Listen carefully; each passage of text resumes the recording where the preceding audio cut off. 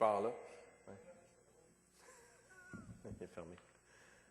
Alors, on va poursuivre cette journée. Écoute, puis on a repris le temps. Mon Dieu, que je suis content. On va poursuivre avec Vincent Boissonneau. Donc, Vincent, je te cède la parole.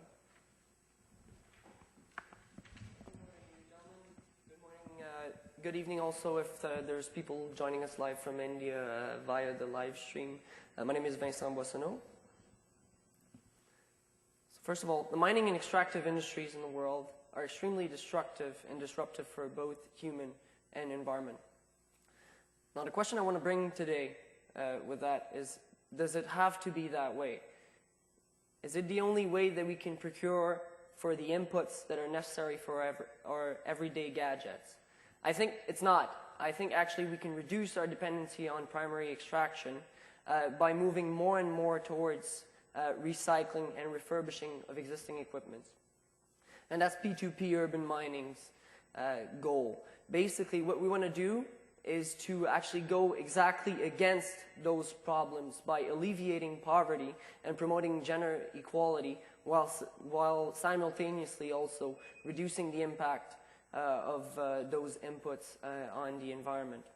So the project is basically to start a cooperative in the Delhi National Capital region of India to recycle electronic waste, dismantle it and sell the inputs and components to the formal recycling sector. It's a pro-feminist cooperative in the sense that there's going to be only 12 women that are going to take part of that, and they're going to be brought to more and more independence with the goal of complete self-management after approximately 3 years.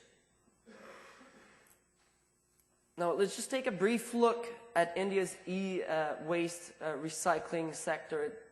The electronic waste is the fastest growing waste stream in India, expected to reach more than 700,000 metric tons by 2015, which is the expected date of start of the cooperative, and almost 2 million tons by 2025. It's legislated that industry of recycling by India's Ministry of Environment and Forest, although the vast majority of the processed waste is still processed through the informal sector, which has terrible impacts also on the environment and on people's health. About 95% of that. And the main limitation to growth of that sector is basically the industry's own capacity to process the waste, as well as the capacity to collect those used electronic materials. Now, physically, how do you do that? It's actually a very simple process. It's manual and semi-manual dismantling. So we don't do any of the actual extraction of metals, which requires a lot more capital, a lot more technical knowledge as well. So semi-manual and manual operations. You purchase e-waste through take-back and exchange schemes. I'm going to come back to those if I have time later, or through complementing those inputs with the informal sector's collection. And then segregated by category, take it apart, and stockpile the components and materials until you reach the desired level, and then sell them by lots to formal recyclers. In terms of human resources, I expect to have need for 2 interns. They're going to be named respectively directors of marketing and operations, and the goal is to train the workers themselves, about 12 women workers, to gain more and more independence in decision making through collective decision making by general assemblies, and make them completely independent after 3 years. Now, how are we going to finance that? Well, basically, about $10,000 will be issued as a loan by myself to the cooperative at start, and we're going to get approximately $30,000 from crowdfunding, which is just a fancy way of saying basically funding that comes from donations online via a platform that's called Indiegogo. Now, $30,000 is an ambitious, although realistic goal for that kind of fundraising based on benchmarking of other similar projects. Now, how much revenues can you actually generate from that? Well, as you can see here, it gets to be profitable from year 2. Now, something that has to be noted, though, is that since this is a worker cooperative, the salaries that you can see here are definitely the main expense, or actually a profit, because the goal is to maximize the workers' revenues. Now, whether those are in net profits or are paid as salaries doesn't really matter. You can see also there's a 50% rate between the first and second year just by optimizing our own capacity in terms of the sales, and then 33% over the course of the second to the third year. And that's, again, just optimizing our collection service to reach our full capacity. The capacity of our premises will be about 2,000 kilos, 2 metric tons a day. We expect to run at about 50% capacity in the first year and reach full capacity in the course of the third year.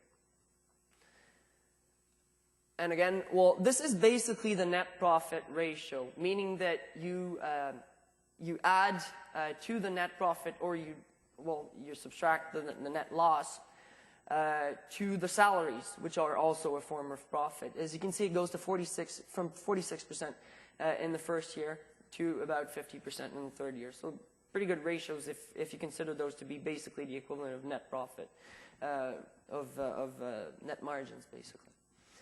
Now, that's all according to plan, but of course nothing ever goes as planned, and as Winston Churchill rightfully put it, if you're going through hell, keep walking. So what do we do if it doesn't work? Well, one way of improving is to raise volume, first of all, because that is going to be our main limitation to sales. So one way to manage that is that we can establish take-back and exchange schemes with shops that sell new electronic products. For instance, you're going to bring back your old computer, your old broken computer to a shop, and they're going to give you a rebate on the purchase of a new electronic product in exchange for the old one. So we can split the costs with those shops. Part of it is going to be paid by those electronics shops as an incentive to sale, and part of it is going to be paid by us for input. So that's a way of raising the volume by setting new contracts with those, while systematically getting better gross margins. In terms of net margins, as I was mentioning, of course, our profit is basically the salaries of the workers. So if for a reason or another in the first year we decide that we want to make profit from the very start, we can simply reduce the salaries that are going to be paid out to the workers by the democratic ways that we have to do that.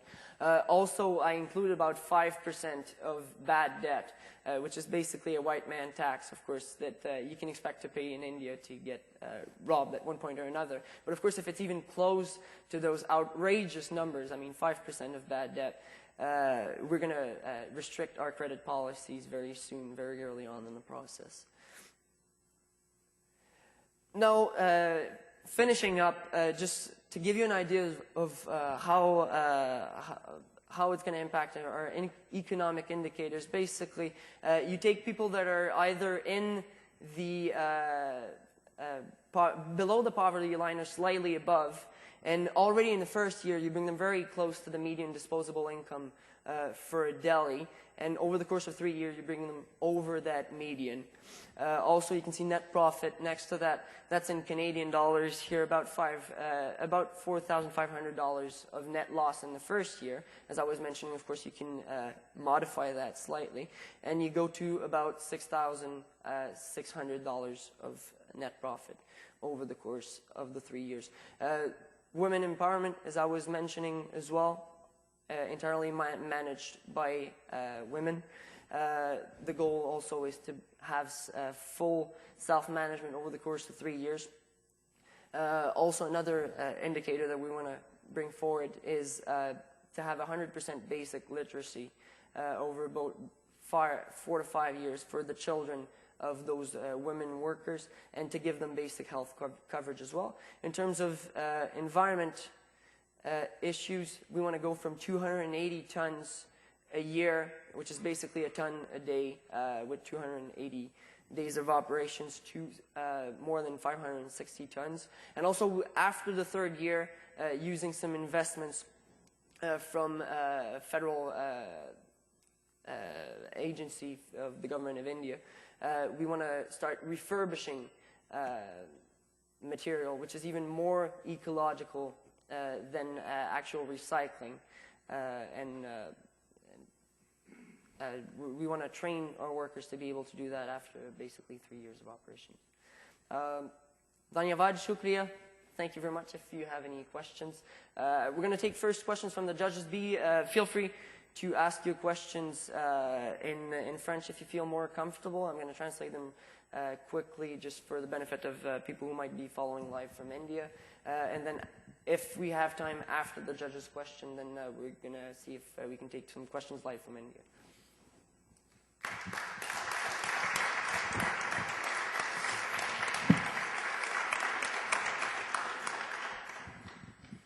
Hi. I don't know about the others, but I'm lost a little bit. The numbers seem mind-boggling. Could you explain how you get to these numbers, like volumes? In terms of volume, yeah, I'll go back to my... All right, well, in terms of volume, we go 50% increase. That's because, well, it's... No, I'm talking about the first year volume. How do you get that?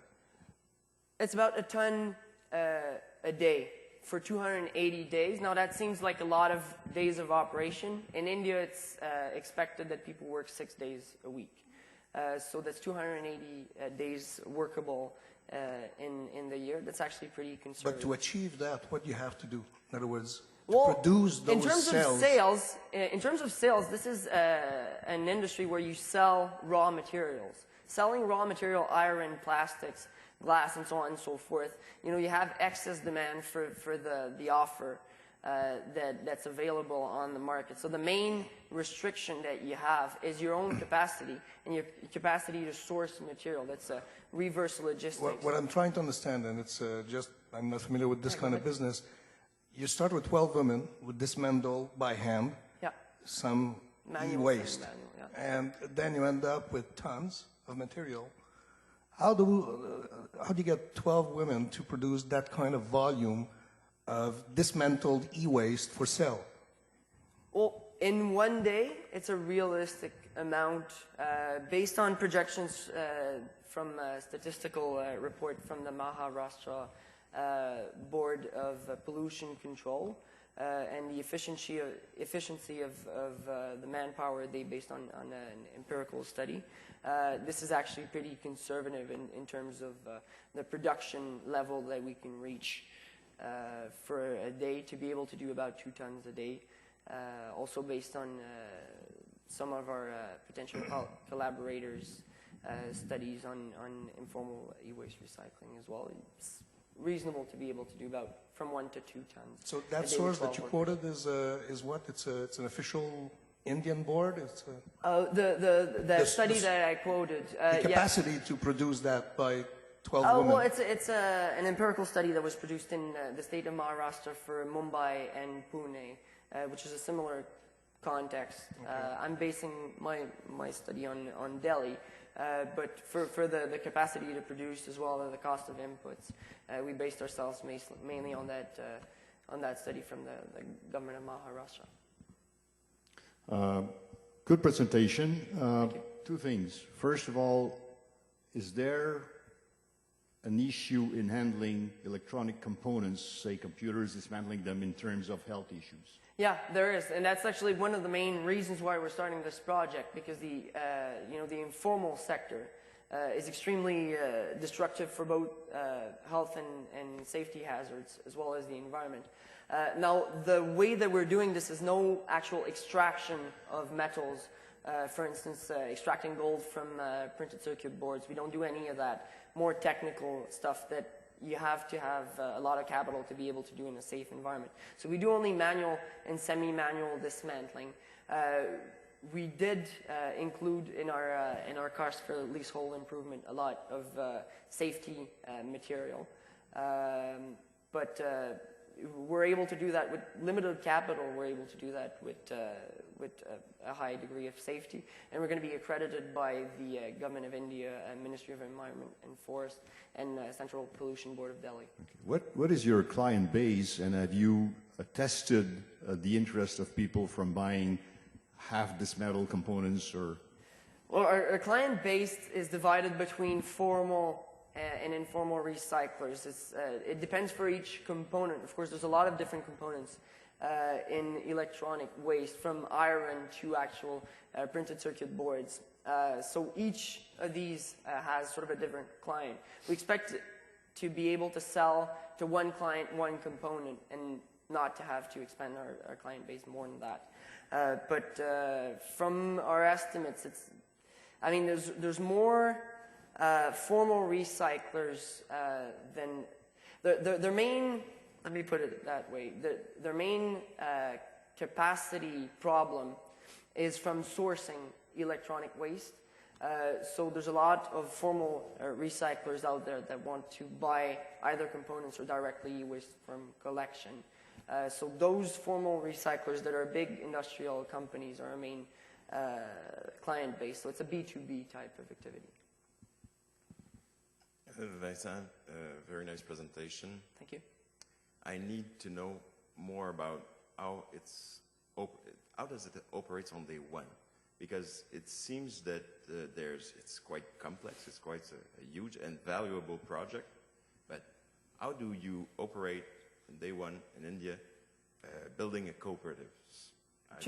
For launch, you mean? Yeah. Well, I'm going to take the course of the next year to travel to India, validate my hypotheses.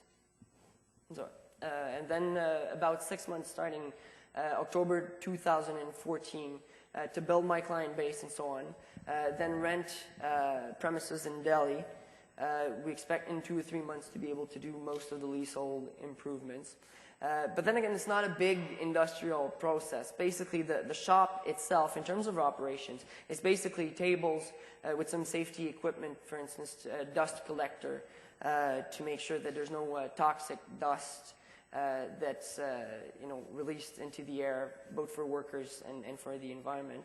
But the operations in themselves, it's mainly manual dismantling. So using basic tools like screwdrivers or, say, automatic screwdrivers, if you want to be more efficient. You just take the computers apart and then you segregate into the different parts, components, and materials. And then when you reach the desired level, then you sell the iron, you sell the plastics, and so on to those. But the activities, the operations in themselves, is not actually that as complicated as it might seem, because we don't do any of the actual extraction or recycling of the things. We sell those to people who have the capacity to do that. Hi, Vincent. Hi. Thank you for the nice presentation. Would you please just get back to the previous slide, please, in terms Sure. of yes. Yeah. The equipment. Where is it? Equipment. Equipment and leasehold improvements. 7,000, is that it? 7,500. That's 400,000 rupees, Indian rupees. That's based on the estimate of another business plan that was. So in terms of equipment, we're talking about, let's say, eight grand, okay? When you get it's a complicated industry. It's all right. No, it's 8,000. It's about $8,000 in equipment, and that includes also leasehold improvements. Okay. So we're talking tables, chairs, it's fine. dust collectors. Because why I'm asking this question, because when you go back to your income statement there, you have an amortization of 80,000 a year. Amortization of assets of 80,000 a year. Is it 1,000 or? It's linear over 5 years. We expect that most of the material. This is in rupees? That's in rupees. Yeah, that's the thing. Is the funds are going to be raised in Canadian money, so that's why I included the table in Canadian first. It's going to be, but it's going to be spent in rupees. So yeah, bit of a loss in translation here. Yeah, that's trickier. And how are you going to finance your the purchase of your raw materials or the components or like the we included about $3,000 of stocks, so about 2 weeks worth of stock at the beginning. Was that your question? Maybe? Yeah, it's part of it. Like how are you going to finance that? Let's say like how many times like your inventory will roll on let's say on a monthly basis? Well, it's 2 weeks worth, and we expect full capacity. So that's 2 weeks worth. That means over 52 divided by it. So that's 26. Yeah. So did you figure out, let's say, you're going to be like, That's based on our estimate of 50% capacity in the first year. That's 1 metric ton a day. So you're going to be able to pay the guys before collecting, or? Well, yeah. We're going to be paid. We estimated that we were going to be paid about 20,000. We were very conservative in terms of the client accounts there, but about 20% in cash with a 2% discount, 30% over the next. 50% over the course of 30 days, and then 30% in the last in another 30 days, so after 2 months. Okay. And in terms of, if you want to see the cash flow, actually, I included that further. We never go beyond. Do you prefer in Canadian or in rupees? That's in Canadian here. You can see it never goes below $1,100. That might not seem very high, but then again, bear in mind that, an MBA in India, you can hire an MBA for about $15 an hour, so you can go a long way with $1,000. And on top of that, we're probably going to have a credit margin just in case there's something that we hadn't seen coming. So in terms of liquidities, really, that's in the first year, and it gets to improve after that because we don't do any major investments in the first 3 years. Mm-hmm. And after that, we're expecting to have a major investment from the government of India. So in terms of treasury, really, there's no major problem. Okay. Thank you. Good presentation again. Thank you. Can you talk a bit more about your competition? Well, the main competition, 95%, is from the informal sector, and that's really where we're going to be disruptive. The thing, though, is with the new legislation, this competition is basically illegal. Which is good for us. At the same time, we're trying to replace them, but we're trying to help them. As they close, we want to recuperate basically those workers and make sure that they can still be able to make a living. It's going to be disruptive to them, yes and no, because at the same time, the whole market is not even able to do 50% of the waste that's out there. So it might drive up the cost of inputs a bit for them, but I mean, we're definitely not a major player to them. And then in terms of the formal recycling companies, well, they're going to be both our competition and our clients to a certain extent. So we don't expect to be that disruptive to them that they're going to see us as a major threat. And anyway, this is basically a pilot project over the first 3 years. So we don't expect to be a major player, at least in the first years. But I guess it's going to be your main challenge to be able to insert yourself in that market, in that illegal market. Well, especially compete with the informal sector, which of course doesn't pay any taxes and that kind of stuff. It is and it isn't, because at the same time those guys pay salaries and they have to derive a profit, whereas in our case, our salaries are our profits. So that's a major advantage that we see from our part. Okay, thanks. Thank you. Are there questions live from India?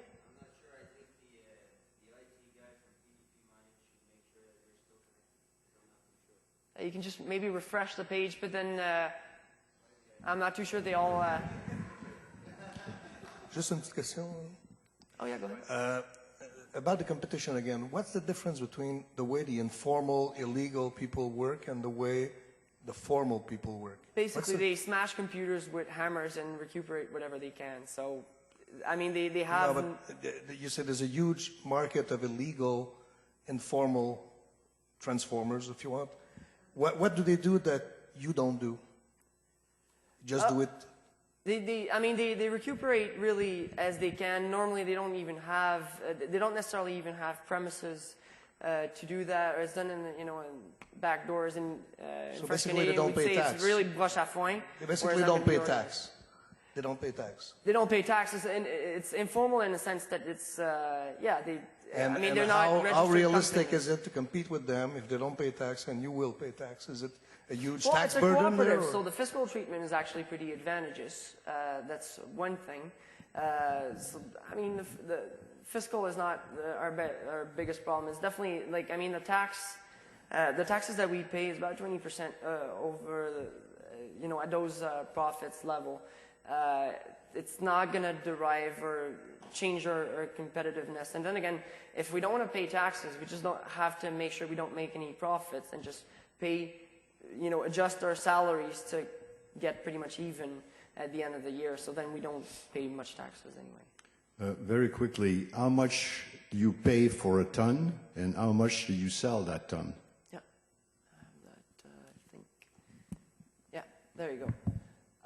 So 1461 rupees of inputs, and we sell it at 38.50. Those numbers are based on the Mumbai study I cited earlier.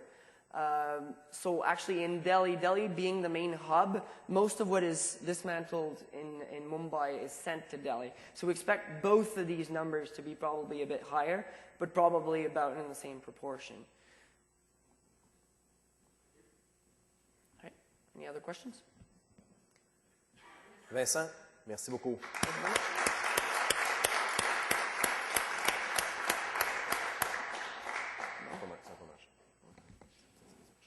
Je sais pas. C'est peut-être parce que